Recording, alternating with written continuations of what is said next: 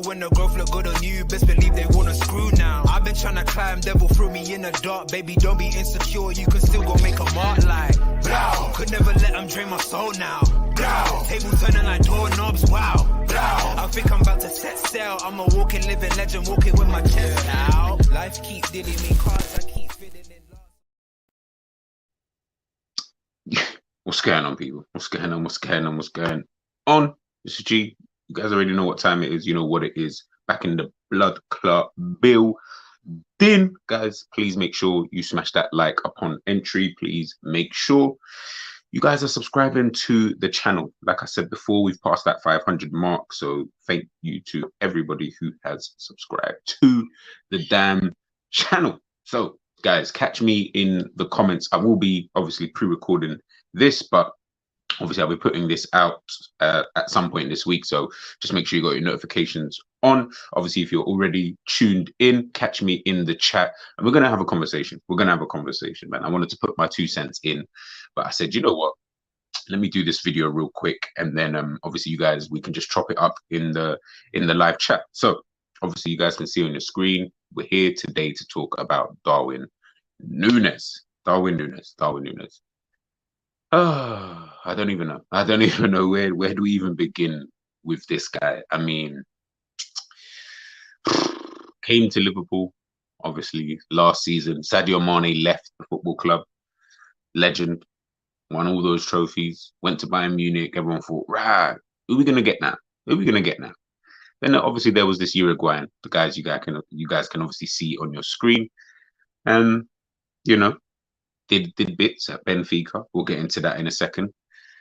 But, you know, there were still question marks over him, but he came in 64 million, I think it was, rising to potentially, I think, 80, 85 million or whatever. I think that's like the total package, if certain add-ons, as a lot of people like to remind us, or like to remind me, it's not actually the 85 million unless add-ons and this, that, and the other. But I guess with every other player, we seem to always give it the full package. I don't know. That might just be bias. That might just be that. But obviously, you know, you can see obviously scrolled across the bottom, it's the Darwin Nunez experiment. And I do think this guy he's almost reminds me of that Mizzy guy where he's just been plotted in just as a social experiment, just to see how the public react. Like, it's crazy. It is crazy. But ultimately, he's obviously had an indifferent season, but unfortunately for him,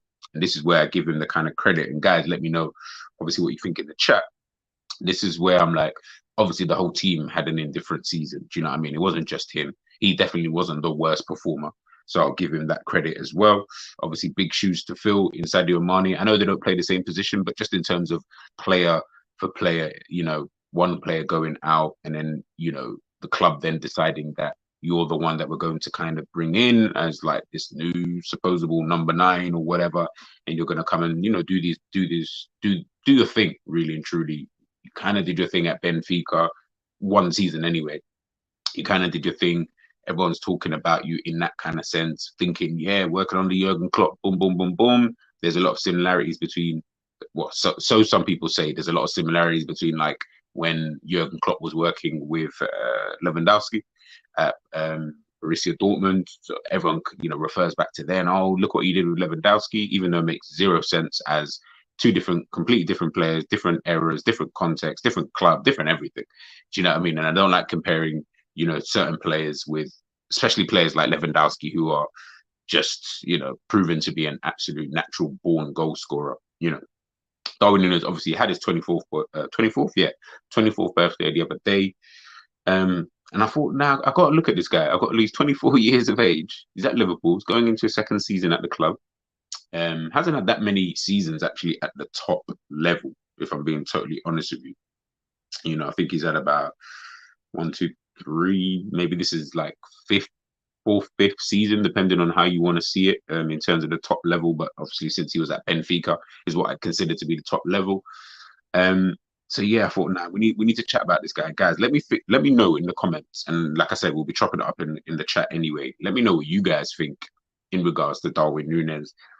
just in a general sense, before we even dive into everything, just in a general sense, what do you guys think of someone like Darwin Nunez? Now, I want to go through a bit of the boring stuff, some of the stuff that I do, like scout watches and stuff like that. Just taking a look at his positioning and all that kind of stuff. You can see here, this is his heat map from this season. You see left through the middle. I think most people would say that Darwin Nunez' best position would be down the middle. That's where he played mostly for Benfica. He was a player who, like how Henry, you're a striker, but you like to peel off to the left. That's how I probably best describe. Not an Henry, by the way, because he's never going to reach that type of level. I think that's quite evident. I mean, in terms of the style of play, you know what I mean? Someone who likes to start off down the middle, but then they peel off to the left because they like to run into space. And we all know Darwin Nunez is rapid, absolutely rapid. Got bags of pace. Yeah, I mean, you don't want someone like him running in behind. If you play to his strengths, absolutely crazy. You don't even want to see that. But obviously, that's just his playing style. Looking at him, obviously, this season, 29 games in total. I think that's maybe just the Premier League, can't remember. But 29 games in total, 19 games started, 59 minutes per game. Been, team of the week twice, 9 goals. Yeah, this is just the Premier League. Scoring frequency every 189 minutes. Expected goals, he should have about 12. Fair enough, pretty close. Goals per game, shots per game, shots on target per game. We all know Darwin Núñez be taking shots every game. Every game, this guy is bound to, and I'm not saying, responsibly, kids, but if you ever needed to put a bet on and it was on a Liverpool game and you knew Darwin Núñez was starting, be putting on them shots. Maybe not on target, but be putting on the fact that he's going to get shots off, in the game and stuff like that. So, again, and big up 11 stats. Obviously, they're just showing here, looking at, his positioning where he's kind of played 81% of the time he's played as a striker, 18% of the time he has played as a left wing forward. Guys, make sure you actually check them out as well. I'll be posting their link in the chat. Very, very, very good website, man. If you guys want to look at some stats and stuff like that of certain players, top 5. I think they've even got like the top 11 leagues in the world now. Check them out. Like, they're really, really good. Even here, like they give you like the statistics for like their own metrics, I assume, where they just take a look at every single player, what they would put out of, I'm guessing this is out of 100. And obviously this is Darwin Nunez. You can see here, again, this is all the boring stuff. I just wanted to get out of the way just so that people can kind of get an idea of the type of player, that we're looking at here. Dribbling, they've got him here at 82. I think that might need to be changed, so I might have to have a word with them. Finishing 80, I would say that ball carrying, I might have to have a word with that. Box movement, 100%. Link up play, definitely need to have a word about that. Creativity, maybe. I might keep that at 82. Let me know actually in the chat. What do you guys think? Do you think dribbling should be 82? And do you think ball carrying? Ball carrying, I guess maybe, because he does travel with the ball at times. Because he's got that pace, and more time you see it when we're like on the counter. There's been a few counters that are off the top of my head I can remember. Especially, I think there's one against City as well, where he travels with the ball pretty well. Yeah, you know what? We'll give him the ball carry. We'll give him the ball carry. It's the dribbling. I'm not trying to hear that. I'm definitely not trying to hear 82. That needs to be somewhere in the 70s, like the low 70s at that. So maybe that's something that they need to kind of pattern up themselves. But either way, that's Darwin Nunez. That's just been him this season. Coming off his first season in English football. We've heard Jurgen Klopp obviously talk, and I don't know what you guys think, but we've heard Jurgen Klopp talk about the excuses in terms of, and I say excuses because I can't think of any other word to realistically call it, but where he's mentioned about the language barrier and coming to a new league and all of these kind of things. But the language barrier, I think that was the one. Maybe that's the wrong thing to be focusing on. Maybe I shouldn't even be bothered about him mentioning the language barrier, because any foreign player is going to have a language barrier when he comes to the football club. But ultimately, I don't know, man. That felt like that was not a theme, but that was something that kept getting brought up during the season. Let me know of any other quotes, but I'm sure that was one that I kept being reminded of, like our language barrier, not being able to communicate with his players, with the other players on the team, and all that kind of stuff. And I thought, okay, at first I was like, okay, yeah, fair enough. That might make sense for some certain certain transition of play, I'd be like, okay, yeah, fair enough. Okay, do you know what I mean? Like, I was trying to give him like some type of benefit of the doubt. I was generally trying to give this guy the benefit of the doubt. 'Cause I didn't want to just, slander him from the off. I didn't want him.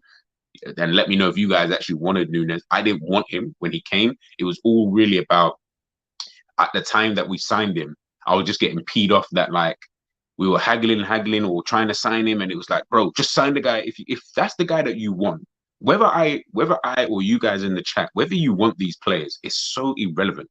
If the manager wants this guy, then the manager wants this guy. So if that's who he wants, just get the player. And that's the kind of position I found myself in. I was like, bro, just sign him, just sign him, just sign him, just sign him. Let's just see what he does. Fuck it. Let's just see what I don't want him, but cool. The manager clearly wants this guy. See him do 1-2 bits against us, in the Champions League, just like many other players, Minamino, Luis Diaz, Sadio Mane, Virgil van Dijk, Allison. Yeah, he's seen players, seen do bits, thought he might be a player that we could potentially use in the team. Cool, whatever. Get this guy in. No problem. Got him in. Out of 10, guys, let me know, what are you rating his season first before we even dive into the rest of it? What are you rating his season out of 10? I'm gonna give it.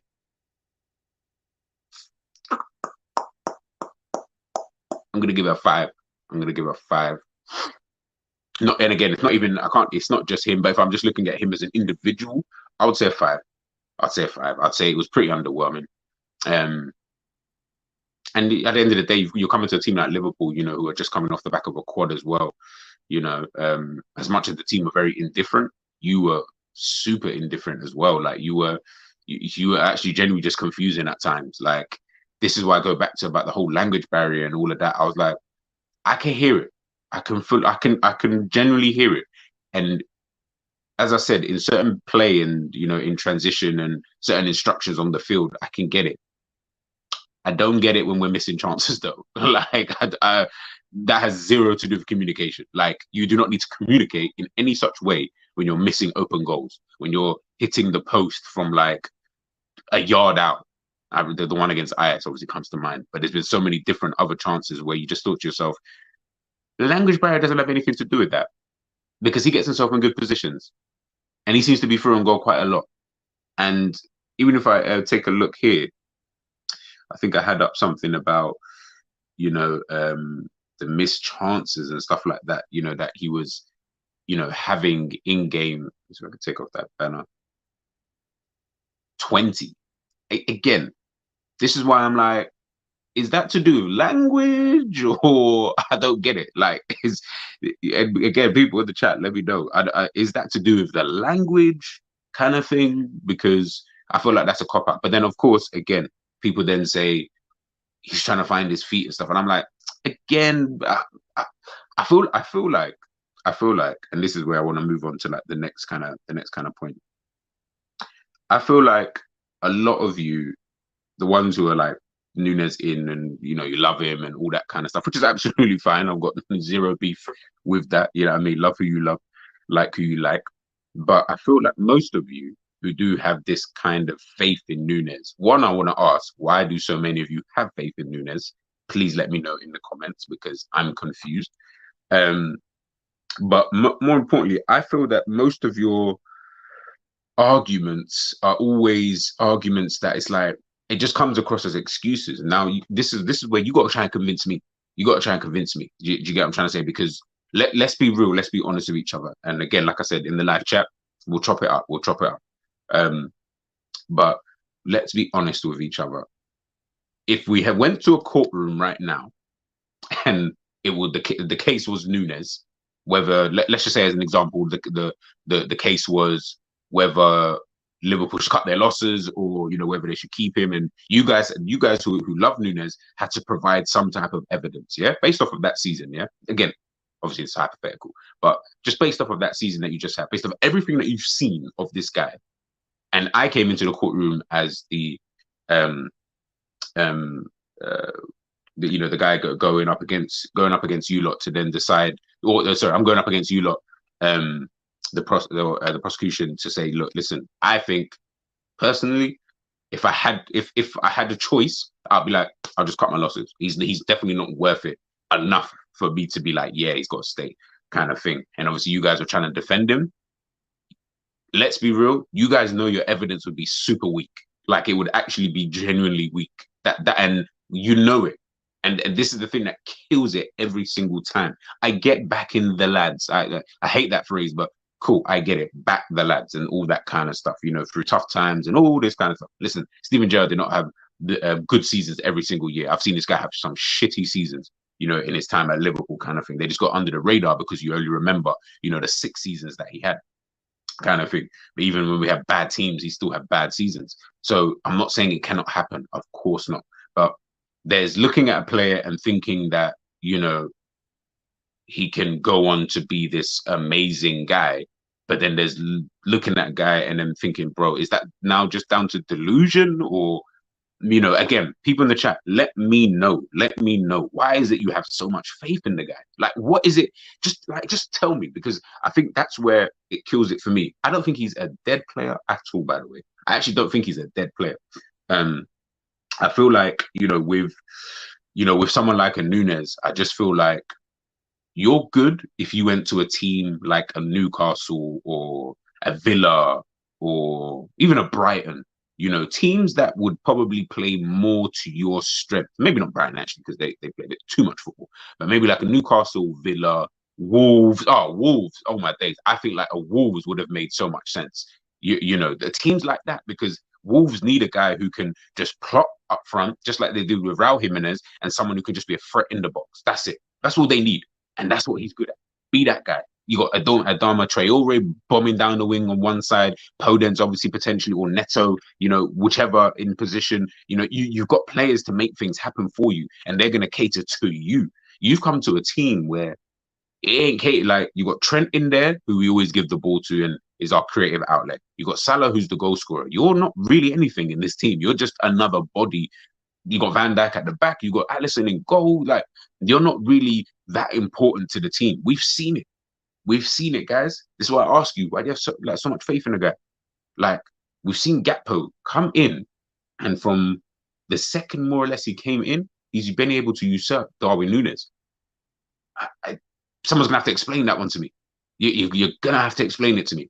How did a guy who came in January, who's been here less time than you, come into the team and is the first choice striker now?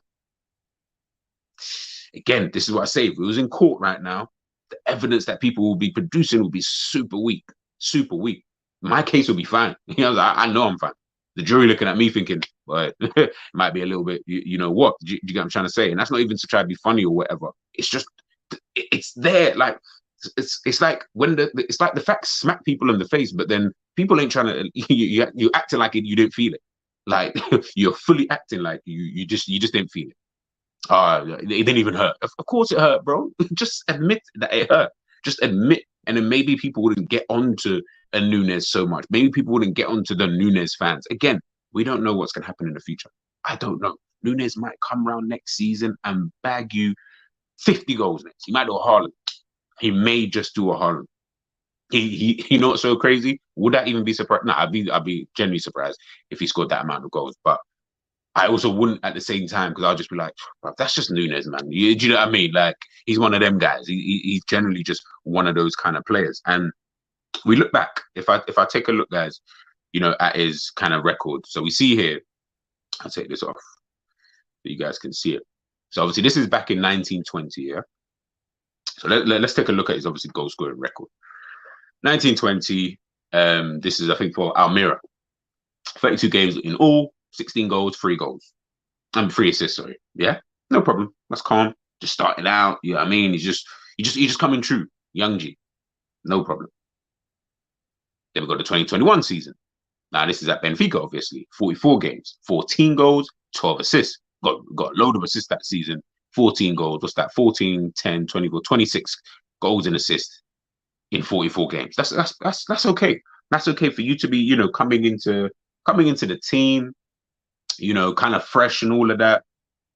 No biggie. Yeah, I mean, I'm assuming you guys in the comments would also be like, that's all right. Do you get what I'm trying to say? That is, that's pretty decent. Then the 21-22 season. That's where he really showed everybody. 41 games, 34 goals, 4 assists. I think I even remember watching that, not watching, but like looking at that season, and I kept seeing every time, like it was like one. If it wasn't in the Champions League, it was almost like every time I'm looking, or where I used to maybe bet on, say, Benfica or the Portuguese league. Anytime Benfica were playing, I always used to see this bloody Darwin Nunez. I used to always think like, wow, this brother scored every single week. That's crazy. And I remember even saying at the time, I was like, ooh, I hope he gets to I hope he gets to like 40 goals and assists. That would be sick. Imagine if he gets that. You get what I'm trying to say? Didn't know him, didn't really care about him, blah, blah, blah. Obviously, he's over there in Portugal, so he ain't bothering me. But fantastic record. Absolutely fantastic record. Then his first season at Liverpool, 42 games, 15 goals, 4 assists. So then you're kind of like, all right, that kind of remind me like this. Or like this. And if this was even better, because he got 12 assists. Do you know what I'm saying? He got a hell of assists. But cool.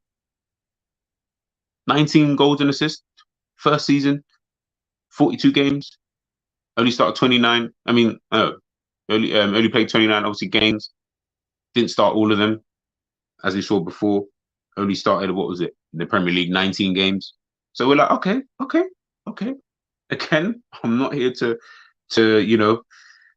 like, as I'll criticize you, because I'm not even criticizing. Like, if I saw that goal record, yeah, and knew he didn't have the amount of missed chances he had, I probably wouldn't even be too fussed.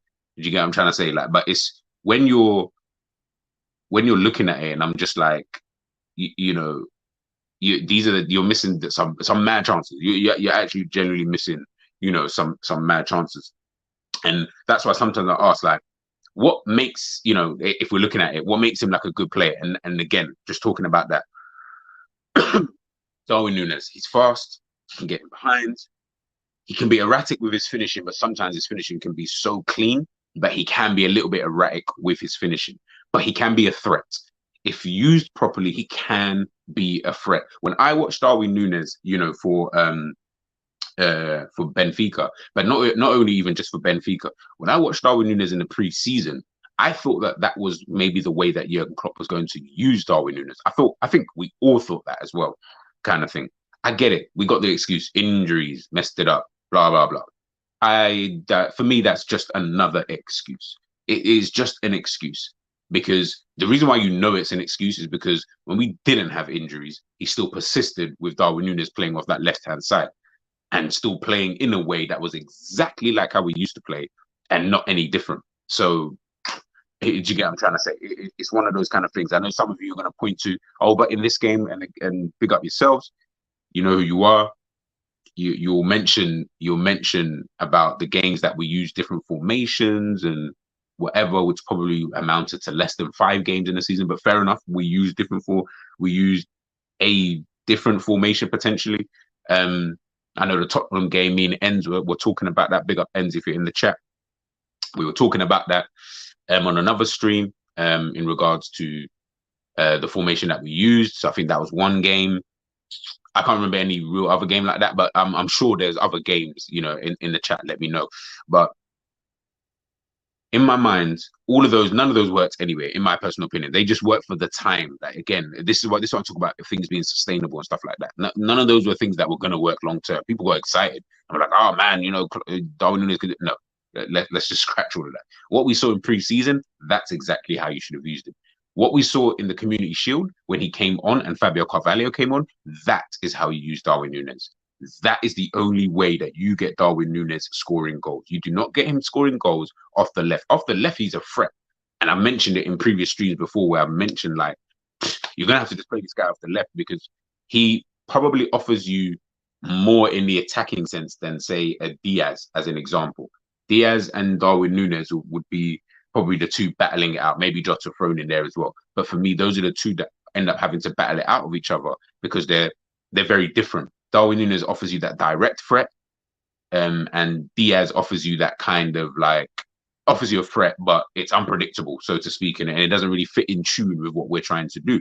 But with Darwin Nunez's strengths, and people let me know anything I might miss or anything you want to add to that. For me, it's just the pace, it's the pure chaos, not really good for me. Not really good at dribbling. Hence why I was a bit baffled by why 11 stats had them so high. But not really good at the dribbling side of things. But the ball carrying, because again, it's the pace. Like for me, that's what he's got. Is that, and that's why it makes him such a threat. Is that his pace is absolutely crazy, and his movement at times. His movement when he makes those runs and he doesn't get the pass, then it's like, well, I can't even blame you. I actually can't blame you because you are making the movements, but no one's picking out the pass.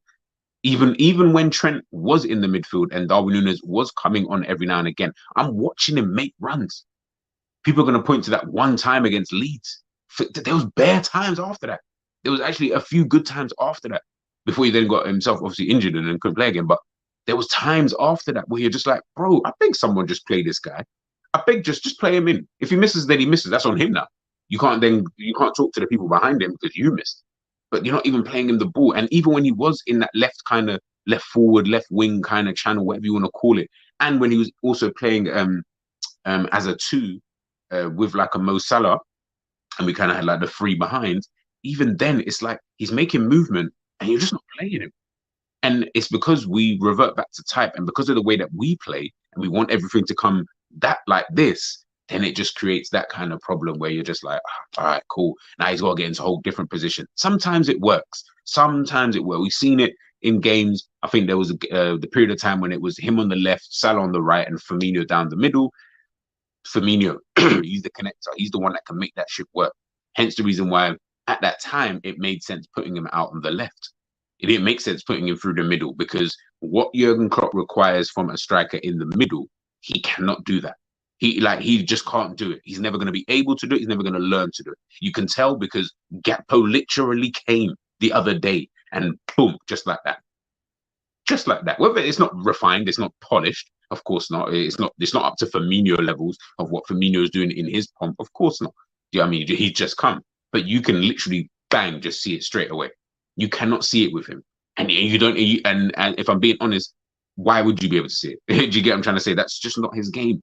It's just not his game. So yeah, that's where, I'm just like positioning. He's got a battle on his hands. Let's be real. Let's be real, guys. He's definitely, got a battle on his hands. But one thing I was looking at, yeah. And again, you guys could disagree with me. You can agree with me. It is what it is. Do you get what I'm trying to say? Is I wanted to look at this. Now, as I put the question up there, was he overpriced at the time of signing? Obviously, you're going to say it's probably too harsh to judge right now, but we can only go on the evidence that we've seen at this current moment in time. Yes, well, I would say he was definitely overpriced. I think everyone would actually say that he was actually overpriced, even in today's market. I think he, at that time, maybe if he was signed for like a 40 million, because he's a project player, then you wouldn't mind so much. The fact that he cost 64 million, for you to cost 64, 65 million, and you're a project guy, like, why are you signing a project guy for 65 million in the first place, or 64 million in the first place? That's my first question. Kind of regardless of what he does, I'm still looking and thinking, why would you sign a project guy for 64 million? You get what I'm trying to say? Like, unless you were signing a guy that you thought was literally on the cusp of going to that next level, whatever that next level is, like the Sadio Mane's, like the Mo Salahs, Fabinho's, Gini Wijnaldum's potentially, those kind of players. When you look at those kind of players, you're like, I don't mind paying. Like, obviously, Salah was so much cheaper, but you don't mind paying whatever it was. Obviously, looking how it panned out now, you wouldn't have minded paying the 64 at the time if you believe that Mo Salah was going to be on the cusp. You might have not believed that he was going to have the first season. I don't think anybody thought that was going to happen, but you just knew that he was on the cusp. He was close to that. Yeah, when we get to that next level, we're going to see the Mo Salah that we see today. Yeah, when we get to that next level, we're going to see the Sadio Mane that we know. Yeah, when we get to that next level, Virgil van Dijk. Yeah, Alisson. Yeah, Fabinho. Yeah, Robbo. Yeah, do you know what I mean? Like, it's all of these kind of guys. When we're looking at some of these other players, and this is why I say the recruitment recently has been a little bit iffy for me. When I'm looking at the Diaz, the Gakpo, he's just the best out of Diaz, Gakpo, and Nunez. Jota. He was a couple of years, like 3 years ago. So maybe he might be given a bye. Jota's probably the best out of all that bunch, and then I'll probably say Gakpo, then Diaz, and then Nunez. Um, I'm looking at it and I'm just thinking Jota might be the only one that I look at out of all of them where I'm like, if he didn't get injured so much, you probably would be you'd probably be at that next level. If I'm being totally honest with you, probably would be just through consistency and stuff like that. But again, the rest of them, I know people are gonna make excuses for Diaz injury and all that kind of stuff. But even before the injury, I didn't really think he was all that anyway. Do you get what I'm trying to say? Like I never really thought, but he was cheap. So I'm not killing myself. I'm like, oh my goodness, we just spent 65 million on him. Do you get what I'm trying to say? Like it's just one of those ones. Again, that's just my personal opinion, on Luis Diaz, because I just don't really put him up there like that. I know a lot of you do, each of their own, kind of thing. But Gakpo, again, obviously remains to be seen. He's just been better than Nunez, but to me, that wasn't really too hard. And then again, you got Nunez. You get like the transfer business that we've done recently has kind of flattered to the sieve, if I'm being super honest with you. Like, I haven't really been impressed as an overall. Like I mentioned, Jota probably being the only one. The rest, I'm just like, let's see. Do you know what I mean? I'm not going to write them off, right now, but let's just see. And that's where I'm asking the question: do you think he was overpriced?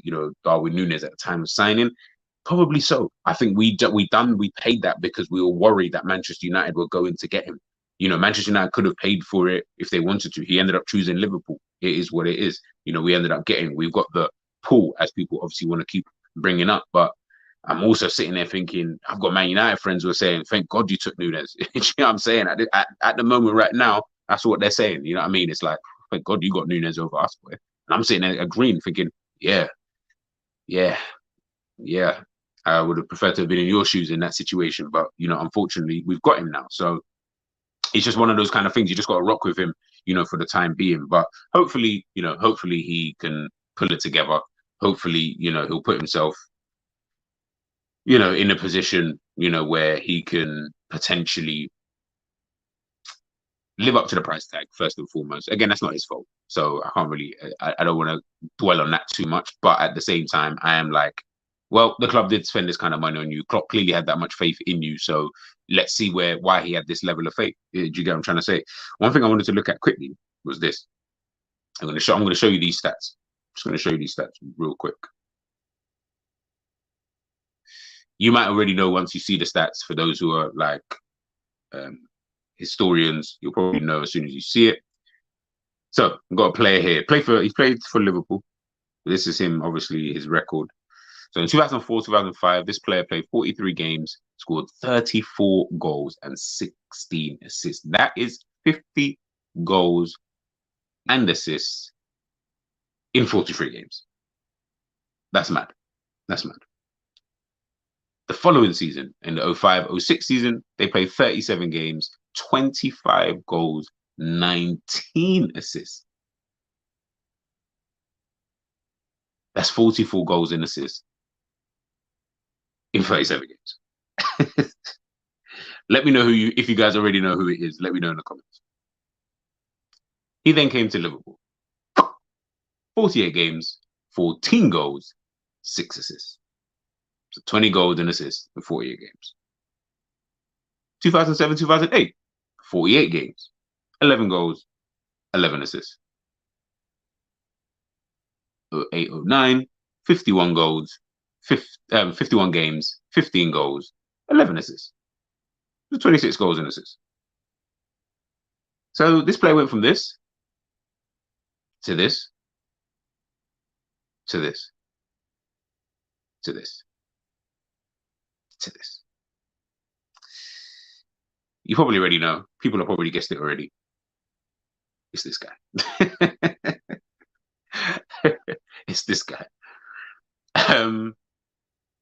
I don't rate Dirk Kuyt like that. I think he was a servant. I think he's one of those kind of guys. I didn't hate him or anything like that. He came in and I thought we was getting this guy. This is what I assumed. That's what I thought we was getting. I thought, oh my days, what? Are you serious? What? Crazy. But then we ended up just getting this guy. And I was just like, all right, So then he ended up getting plotted out to the right wing. Like, it was crazy with Dirk Kuyt. It was actually crazy with Dirk Kuyt. Let me know how you guys actually saw Dirk Kuyt. Like, how did you rate him? You know what I mean? Like, obviously his time at Liverpool helped us get to a Champions League final as well. Lost out to AC Milan. But this is exactly who Nunez reminds me of. Like, literally, I was trying to think of it the other day. I was thinking when someone was, talking about, Darwin Nunez, I was like, oh, who does he remind me of? And what's the guy's name? And I just couldn't remember off the top of my head. But it was Dirk Kuyt. It was Dirk Kuyt. That's exactly who he reminds me of. Like, you're that type of brother.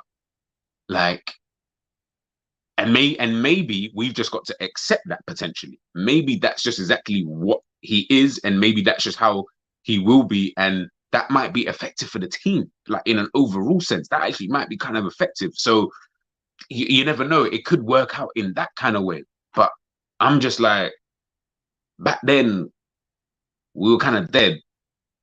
Well, it was kind of dead, but we was kind of trying to build.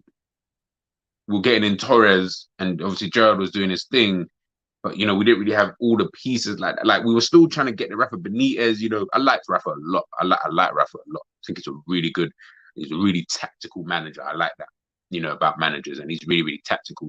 He knew how to win a game. He understood the assignment. In certain games, I need to play in certain ways. I like that from him. I wish that was something that Jurgen Klopp would actually start to learn. Is not every game is the same. Certain games you do need to maybe change it around a little bit. Maybe not even formation, just in the way that you play. But I liked him a lot. I felt that people talk about Klopp and having money to spend. You don't even know. You don't even know what Rafa Benitez was even going through. But that's a conversation for another day. Anyway, but that's who Darwin Nunez kind of reminds me of. Is when I think about it, I'm just like, yeah, you kind of remind me of like a Dirk Kuyt, bro. You know what I mean? You do generally remind me of a Dirk Kuyt in terms of, and that's why I ask it, how far do you think he can go? Because do you think maybe he just gets to the levels of like a Dirk Kuyt? Do you think it might just be one of those kind of things? Or do you think he goes above and beyond that and he just starts banging in 30, 40 goals and 20 assists or whatever the case may be, and he's just a house on fire? Like, do we think that that's how we're going to see Darwin Nunez potentially? Let me know, guys. Let me know in the comments. And that's why I wanted to kind of have this conversation. And this is why I wanted to speak about it and talk about, Darwin Nunez and where we think he's at. What do we think of him in a general sense at the moment? We can be honest, man. Do you know what I mean? Like, cool, let the rivals banter if they want to banter, but just as a fan base, can we please just be honest with each other when we're assessing these players? Stop going by faith and delusion. Look at the player today. That's all you can judge a player on. I can't judge a player's potential. You can judge them in terms of you think. Do you know what I mean? I think this player could be good. I think Jude Bellingham might be a good player. I think Musiala is going to be a world-class player. I think Pedri and Gavi are going to be world-class players because of what I can see right now, kind of thing. And there's a lot of evidence to suggest that kind of thing, but I don't know. You know what I mean? At the end of the day, I don't think any of them really possess the Mbappe quality anyway, where you're just like, bang, I already know this guy's going on to stardom. Like, I can guarantee it almost. And so said, so done. Do you get what I'm trying to say? Kylian Mbappe's been able to do that. Lionel Messi was able to do that. That's why I liken those two quite a lot, because those two, you just saw it from the day one that you ever saw them touch pitch. You just knew these brothers are going far. They're going super far. Do you get what I'm trying to say? It doesn't matter what happens next. They're going to have a big, big career. Do you know what I mean? I'm not saying Darwin Nunez is going to be that. He will never be that anyway. We can tell that he's 24 years of age as it is, and he's still at the level that he's at currently. So I don't think he'll get to that level. But how far do you think that Darwin Nunez can obviously go? Let me know, obviously, what you guys think in the comments. Might do some more these type of videos where I'll do a bit of pre-recorded and then jump in the live chat. We have a conversation. We chop it up, topics or whatever. Let me know what kind of topics you guys, want to chop up, what other things that we should talk about, etc., etc. But obviously we come to the end of the video, the end of the stream. Please, guys, make sure you like, make sure you share, make sure you subscribe. If you're brand new, please make sure you're subscribing to the damn channel. That's the end of the video, guys. I'm G. Big up your damn selves, and I am out.